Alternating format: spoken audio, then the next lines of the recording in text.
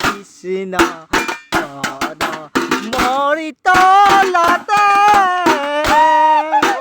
কদম তলতে কাতি মাহৰি পূৰ্ণিমা তিথি ৰাস কৰে শিশু সংগে নাচে আনন্দ কৰিতে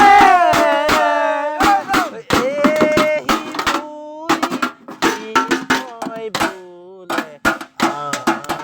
সখী